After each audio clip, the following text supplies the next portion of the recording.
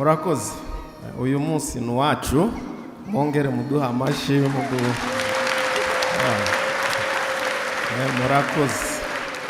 murakoze cyane. Kera abasaza bakera mu gihe biyumvagamo urupfu cyangwa barimo gusaza, bakoranyaga abana bakabasigira umurage. Nuko abasaza bakera babigenzaga, bagatangira kubwira uwa mbere uzafata isambu, uzafata parcelle, kibanza, uzafata imodoka, mu ya matungo yanjye mfite uzafata iki n'iki, na yanzu muzayisigira mama wanyu, wowe umwana mutoya muzamushyira ku mashuri, umwana mukuru azayobora abandi, bakabaha umurage. Abasaza bakera niko babigenzaga. Ubu ngubu ndabwo mbizi niba bikikomeza, ariko babita testament, ushobora no kuyandika utari wagera no mu zabukuru. Mu gihe cya kera niko babigenzaga. Na Yezu nawe umugoroba ari budupfire, nawe yakoranyije abigishwa be abasigira umurage. We nta sambu yarafite, nta nzu yarafite, nta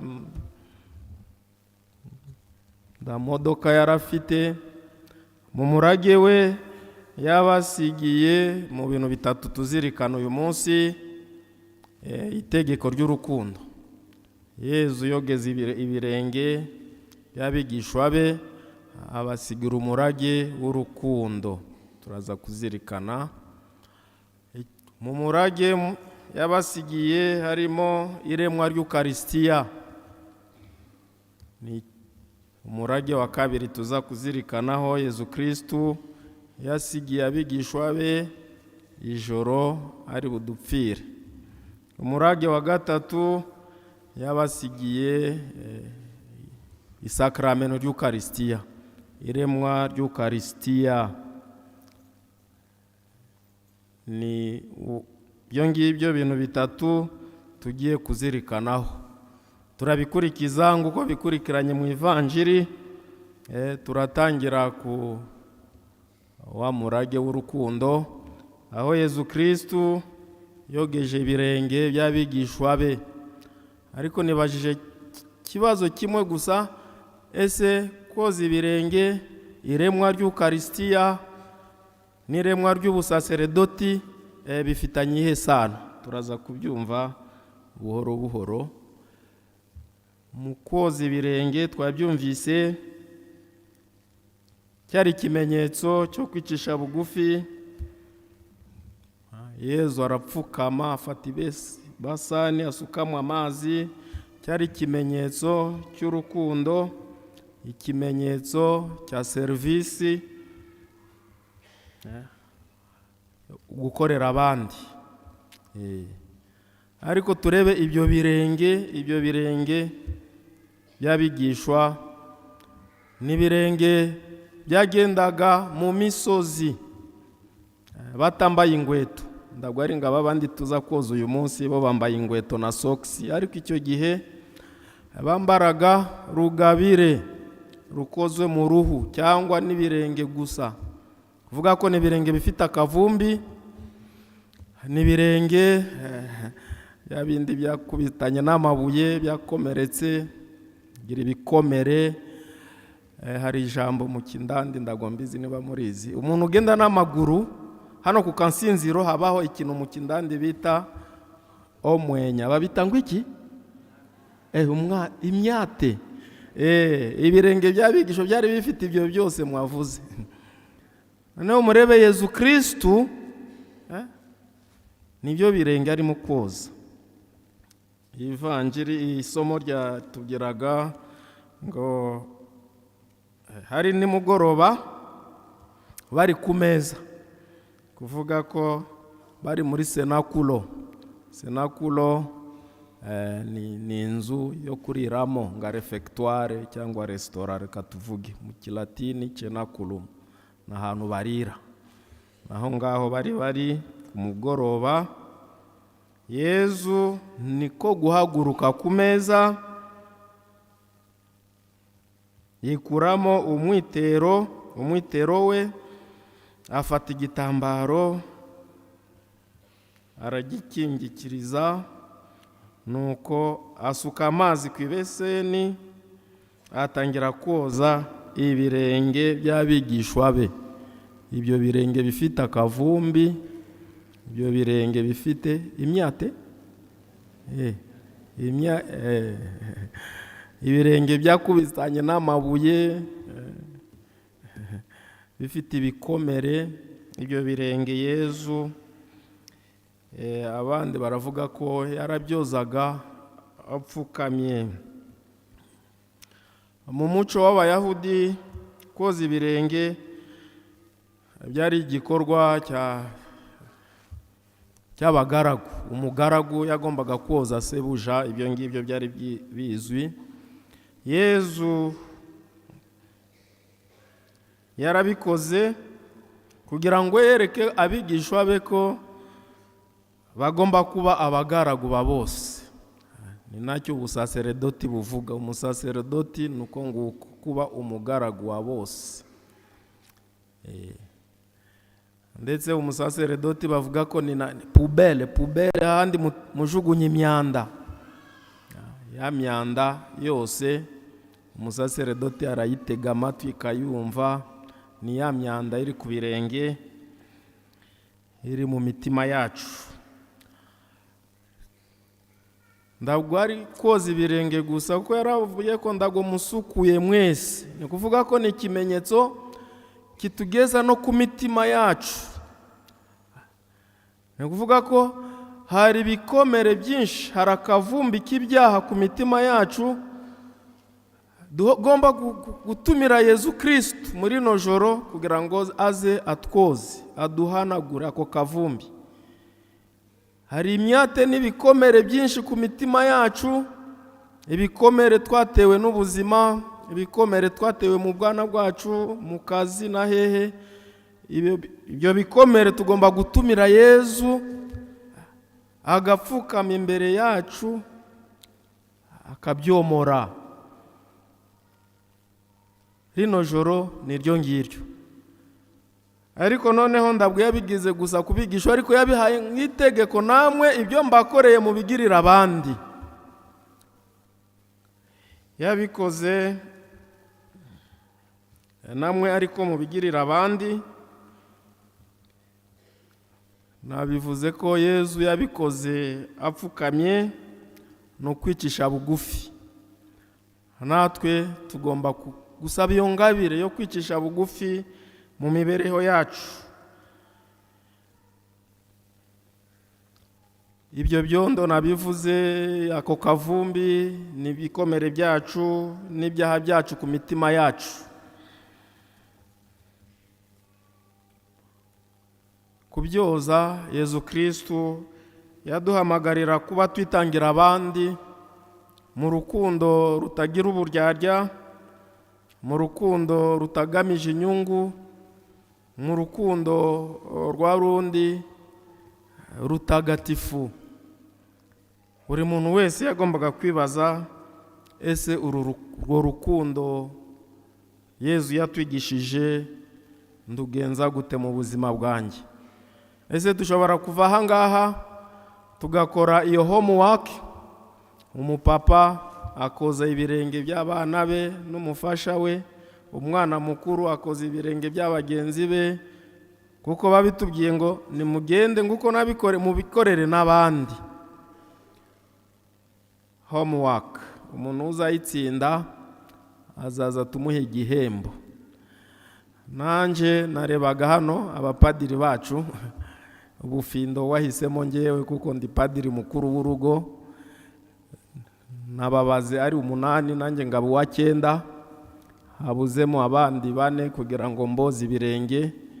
Iyo homework natwe turayikorera mu rugo, cyangwa padiri provincial niwe utwoza, cyangwa ngewe turahitamo umwe hagati yacu.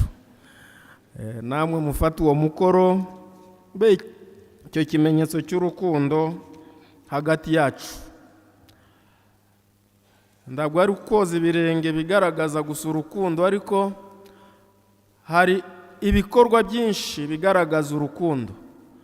Ni ukuvuga ko Yezu Kristu ntabwo ashaka urukundo rwo mu magambo gusa, ashaka urukundo ruca mu bikorwa, nguko Luambo Makiadi yabiririmbye mu Gifaransa: l'amour n'existe pas, il n'existe que les œuvres ou les gestes d'amour. Urukundo ntabwo rubaho, habaho ibikorwa by'urukundo. Dushobora koza ibyo birenge, ariko tukagaragaza urukundo rwacu mu bikorwa. Hari umuvandimwe warwaye tukamusura, hari umuvandimwe ufite ikibazo tukamutega amatwi, wasohotse mu kabari kurya brochette ukagarukana ka brochette kamukagaha umugore wawe: madamu wanjye reba naciye ahantu nariye brochette nakuzaniye kamwe, nasanze agatenge hariya ngugurira agatenge. N'umugore nuko nasanze akashati keza nakakuguriye, nasanze na bombo na biswi naguriye abana. Ni muri utwo dukorwa, ibyo bikorwa by'urukundo Yezu Kristu aduhamagarira kuri uyu munsi. We yabicishije mu koza ibirenge, ariko ni ukutwereka ukuntu urukundo rwonyine rwo mu magambo ntabwo rubaho, habaho urukundo rwo mu bikorwa.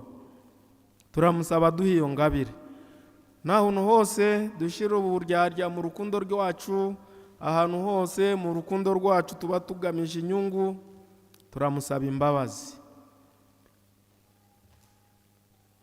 Umurage wa kabiri Yezu Kristu yadusigiye kuri no joro ni wa wundi w'ingabire y'ubusaseredoti. Ingabire y'ubusaseredoti bifitanye isano no koza ibirenge. Hahandi nababwiye ko umusaseredoti afata umwanda wacu mu ntebe ya penetensiya, hahandi agomba kuba umugaragu wa bose, bifitanye isano. Kwa kane mutagatifu, mu gihe twizihiza umunsi mukuru w'abasaseredoti, ni umunsi wo kuzirikana wa mupadiri waduhaye isakramento rya batisimu, tukamuvugira agasengesho. Tukazirikana wa mupadiri waduhaye isakramento ryo gushingirwa, tukamuvugira isengesho. Tukazirikana wa mupadiri waduteze amatwi mu ntebe ya penetensiya, kaduha absolution, n'umunsi wo kumusabira. Tukazirikana wa mupadiri watugiriye neza mu buzima, tukamusabira. Niba hari n'umupadiri watugiriye nabi, tugakoromeka kubera amagambo ye, n'umunsi wo kumubabarira. Fatiraho umwanya wo gushimira baba mama katolike basabye imisa, basabira abapadiri b'Igikondo, turabashimiye. Hari n'umumama udusabira misa buri munsi, yitwa Monica. Buri kwezi afata kwa kane akadusabira misa. Mukecuru Monica, nawe turagushimiye. Mubona kenshi ahangaha yaba yandikishije sabiye abasaseredoti rimwe mu kwezi. We yarumvise umusaseredoti cyari cyo. Dukeneye inkunga y'amasengesho yanyu. Uyu munsi w'ubusaseredoti bwacu ni umunsi wo gushimira Imana. Umunsi wo gushimira Imana yo yadutoye. Ntabwo yadutoye kubera dushoboye, ariko yadutoye kubw'ubuntu bwayo, kubw'urukundo rwayo. Ni umunsi wo kwishimira natwe. Ubu ngubu imitima yacu yuzuye ibinezaneza n'umunezero kubera ubwo butorwe. Niyo mpamvu twaje ahangaha kubasangiza ku byo byishimo byacu. Uyu munsi ni umunsi natwe dushimira Imana ubwo butorwe, ariko tugashimira n'abakristu badufasha mu butumwa bwacu. Namwe turabashimiye mu nama zanyu nziza, mu bufatanye mu bikorwa bya paruwase n'ibindi bikorwa. Uyu munsi namwe turabashimiye, ariko ni no munsi wo gushimira na famiye zacu, imiryango yacu yaturetse. Abasore ngaba bagombaga kuzana bakazana mu rugo, ariko ababyeyi barabarekuye, mugende mujye gukorera Imana. Ni umunsi wo kuzirikana abo bose, tukazirikana n'abantu bose badufashije muri formation yacu, abaduteze amatwi, abaduherekeje kugira ngo tugere kuri iyi ntambwe. Natwe ni umunsi tubashimira. Uyu munsi twabazirikanye kandi turabasabira. Mutagatifu Yohani Maria Vianney niwe uvuga ukuntu ubusaseredoti n'urukundo rw'umutima wa Yezu, kuvuga ko abasaseredoti ni ingoramutima za Yezu. Natwe turi muri cyo kinyenga cyo kuba ingoramutima za Yezu, tukaba dushimira Imana kuba izo ngoramutima za Yezu mu ntege nke zacu. Kuri Yohani Maria Vianney, uruhare rw'umupadiri cyangwa umusaseredoti rurenze rw'umumarayika. Hari igisakuzo batubwiraga muri primaire batubwiraga, batubazaga igisakuzo, sakwe soma. Nusanga mu nzira padiri na marayika, uzasuhuza nde wa mbere? Igisubizo, tuzasuhuza padiri. Icyo gisubizo Yohani Maria Vianney agisubiza avuga ati, impamvu nuko binyuze mu murimo w'umupadiri, umwami w'Imana Yezu Kristu, ni kuvuga ko binyuze mu gutura igitambo cya misa, umwami wacu Yezu Kristu avugurura kuri altari zose zo ku isi igitambo cy'umusaraba, kandi agakomeza kuba muzima mu matabernakulo yose yo ku isi yose kubera umurimo wa padiri. Kubw'umurimo wa padiri niho Kiliziya, umubiri mayobera wa Kristu, uvoma ingabire mu masakramentu. Ibyo Yezu ndago yahisemo umumarayika kubikora, yahisemo umupadiri. Muri konsekrasiyo ijuru rihura n'isi, aho umusaseredoti ahamagara Imana ikohereza Roho Mutagatifu wayo, igahindura umugati kuba umubiri wa Kristu, igahindura na divayi kuba amaraso ya Kristu. Ibyo ndabwo ari umumarayika ubikora, n'umusaseredoti. Niyo mpamvu uhuye n'umusaseredoti n'umumarayika babanza nde? Mwabyumvise. Kuko turi ingoramutima za Yezu. Paroti Mutagatifu, murinzi wa paruwasi yacu, we avuga ku munsi we yahaweho ubusaseredoti. Umunsi yahayeho ubusaseredoti, yanditse mu gatabo ke ako twita journal spirituel, yanditse birenze imyumvire yose, urukundo rutagira umupaka rw'Imana, kungeza mu guhabwa isakramento ry'ubusaseredoti. Ntabyo numva pe. Saba ibiremwa byose gushimira Imana mu mwanya wanjye.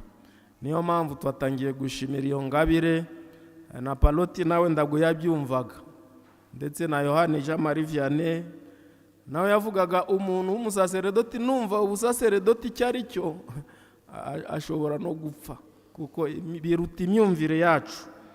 Paloti we nuko byarutaga imyumvire ye, we yahise ahamagara ibiremwa byose by'Imana kugira ngo bishimire Imana. Hanyuma yungamo ati, Mana yanjye, gupfa cyangwa kugukunda. Kuvuga ko aza kunda Imana kugera gupfa, kubera iyo ngabire idasanzwe y'ubusaseredoti yamuhaye atabikwiye. Umunsi ukurikiyeho, mu munsi yasomye misa y'umuganura, yarongeye yandika mu kagatabu ke Journal Spirituel, yibaza ikibazo, Padiri urinde? Yewe Padiri urinde? Ntabwo uri uwa wenyine, ahubwo uri uw'Imana. Ntabwo wibereyeho ku bwawe, ahubwo ubereyeho abantu. Ntabwo uri shobuja, ahubwo uri mugaragu wa bose. Urinde Padiri, ntacyo uri cyo kandi uri byose. Niko Paloti yumvaga ubusaseredoti, kuba umugaragu wa byose, wa bose, w'abantu. Ntabwo ari cyo kandi ari byose. Ni kuvuga ko birenga imyumvire kuba umusaseredoti. Uyu munsi duhimbaza iyo ngabire, imitima yacu yuzuye gusa ishimwe ku Mana. Namwe mukomeze guhimbaza Imana no kwishimira kubera iyo ngabire yadusangije. Ndabwo ari twebwe twamutoye, niwe wadutoye mu ntege nke zacu. Mudusabire iyo ngabire yo kumukurikiza mu budahemuka, mudusabire iyo ngabire yo kwicisha bugufi, n'iyo ngabire yo kuba abagaragu b'abandi.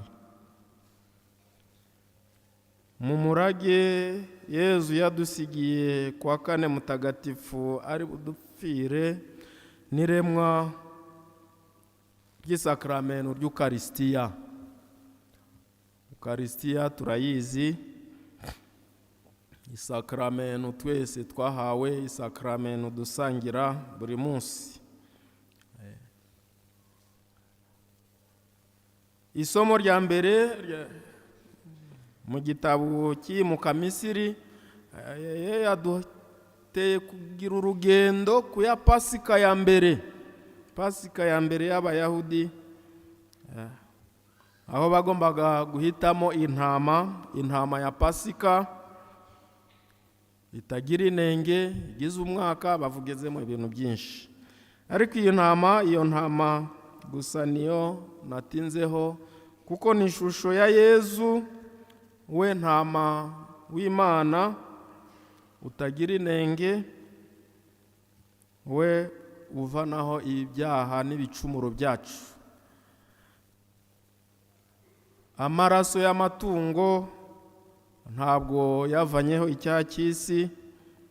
Yezu Kristu aba iyo ntama, yitangaho igitambo kubera twebwe, igitambo kitagira inenge. Muri ryo sangira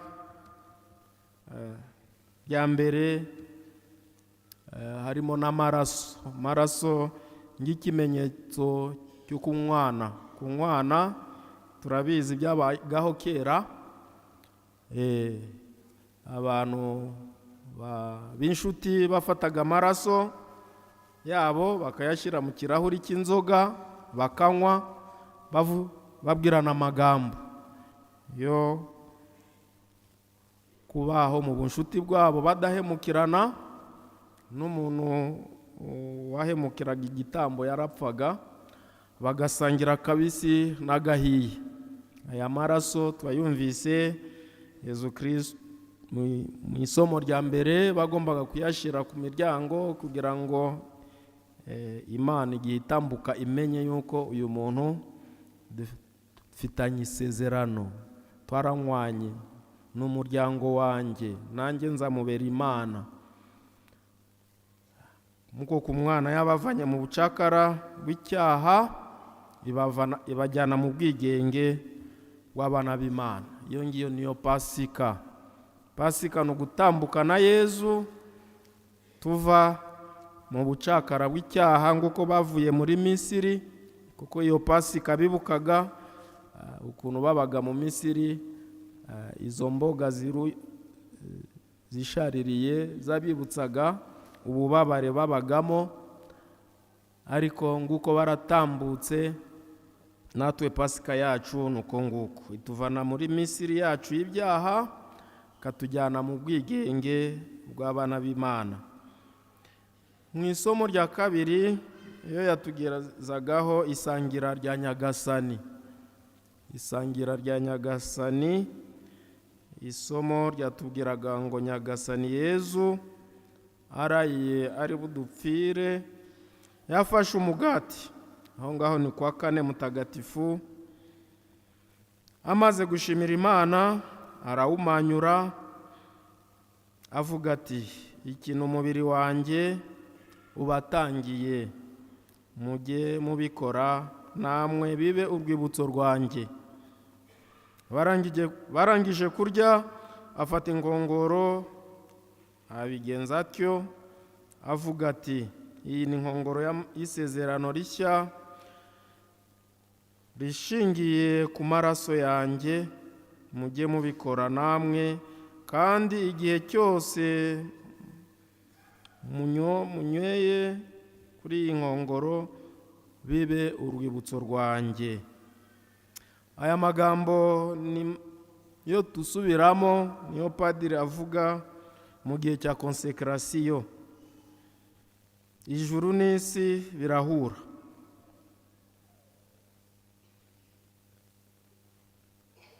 Imana muri konsekrasiyo, ibingibi nabivuze, yohereza Roho Mutagatifu agahindura wa mugati ukaba umubiri wa Kristu, na ya divayi ikaba amaraso ya Kristu.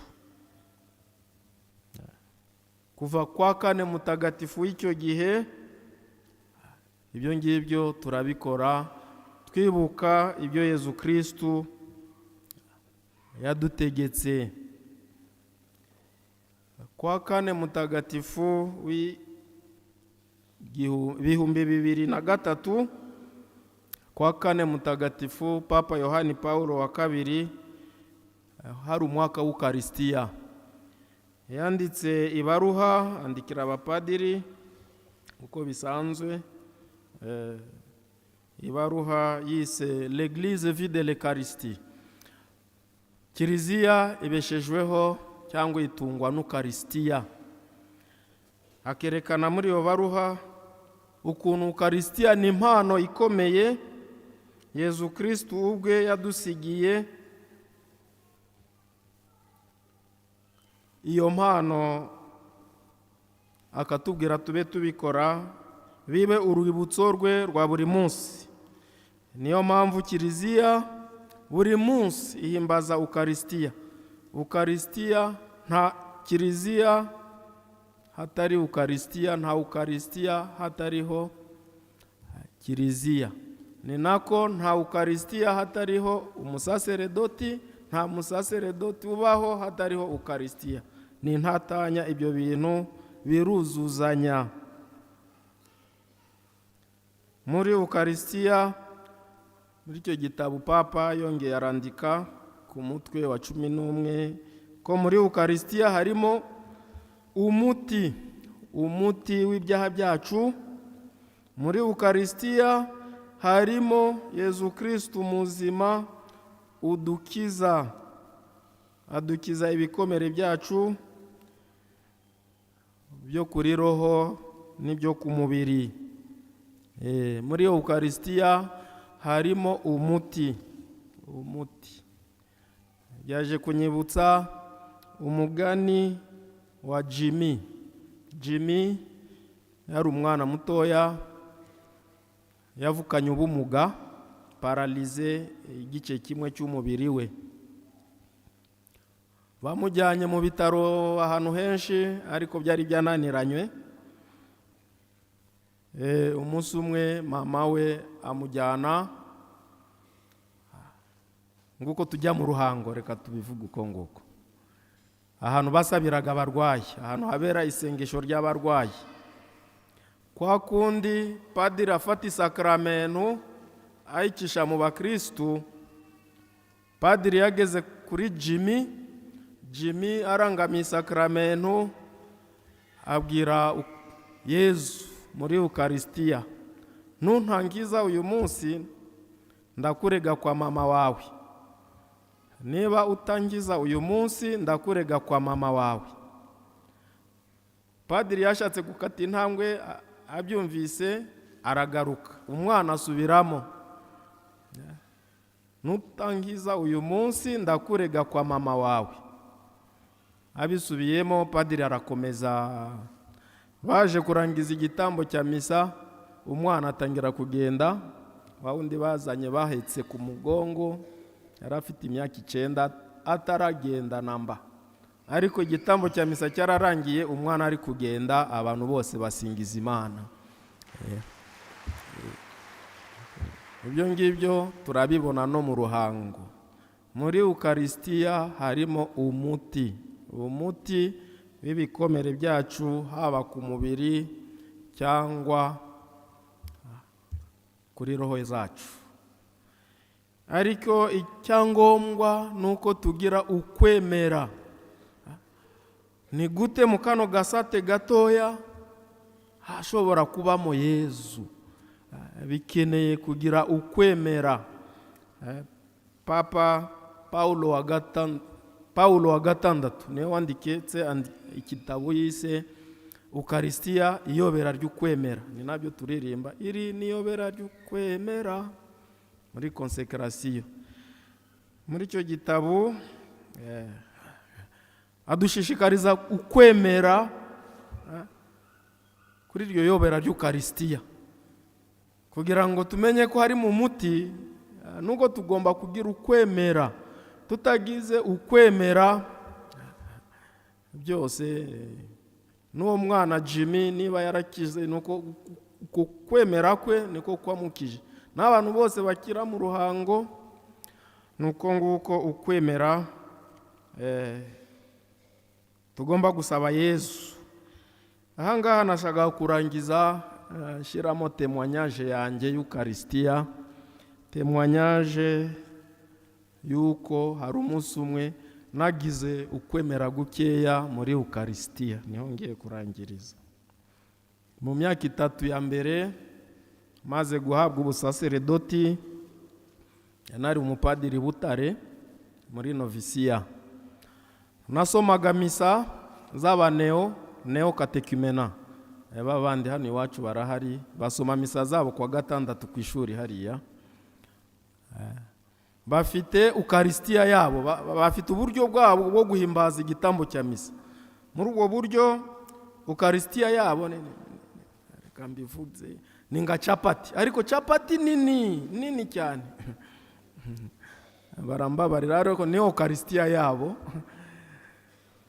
Noneho ngewe igihe nasomaga misa nibazaga ino chapati ishobora kuba mu Yezu gute? No chapati kandi irakomera cyane ku buryo urayirya igakomera, ugomba gukora nk'iminota 5 uhekenya kugira ngo Yezu.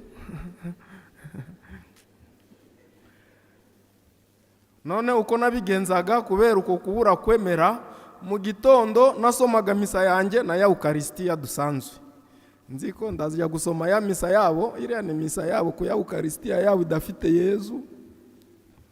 Mu gitondo ngasoma misa na ya Eucharistia yuko maze gusangira Yezu muzima ku ino Eucharistia yacu, kuko yo ndagonyishidikanyaho harimo Yezu.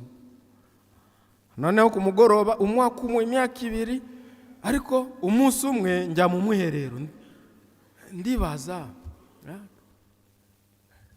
kubera iki soma misa 2 ku munsi kandi padiri agomba gusoma misa 1?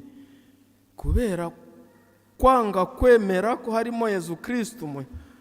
Ntangira kwibaza, Yezu Kristo aza mu Eucharistia ryari?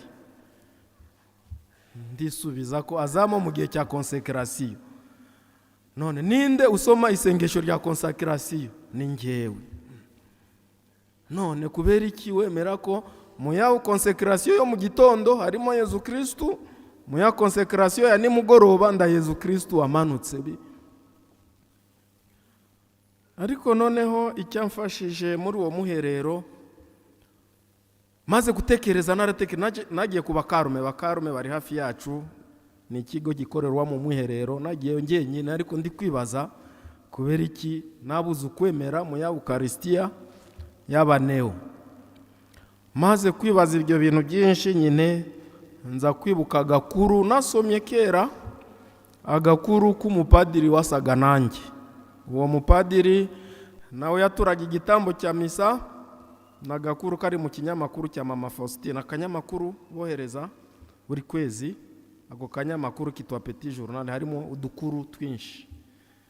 Narasomyemo wa mugani wa mupadiri akeka muri Espagne wasomaga misa ariko adafite ukwemera. Nawe yibazaga mu Eucharistia buri munsi agasoma misa akabona ibya bindi buri munsi, kavuga ko ibi bintu agashidikanya mu mutima we. Ariko umunsi umwe arimo gutura igitambo cya misa, arangije konsekrasiyo, yaje kureba mu ngongoro yayindi irimo amaraso hahindutsemo umubiri wabaye umubiri. Arapfukama, arashengerera, kuva uwo munsi aremera. Muri Eucharistia habamo Yezu, umubiri we n'amaraso ye. Nanjye ako kakuru kaje kumfasha, kuva uwo munsi natangira kwemera. Uwo munsi ndabwo nasomaga ya misa yanjye mu gitondo, kuko nari nzi ko mu ya konsekrasiyo, mu ya Eucharistia nini y'abaneo, Yezu Kristu araza kuba umubiri we n'amaraso ye arahinduka. Ibyo ngibyo ndabyemera gupfa, no nzabyemera kugeza gupfa. Namwe turasaba Imana iduhe uko kwemera, kuko kwemera Eucharistia niho dushobora kuvomamo urwo rukundo rwa Yezu, niho dushobora kuvomamo uwo muti. Niba dufite uko kwemera, turabisaba twese, kuko twese dukeneye iyo ngabire y'ukwemera ko Yezu ari muzima.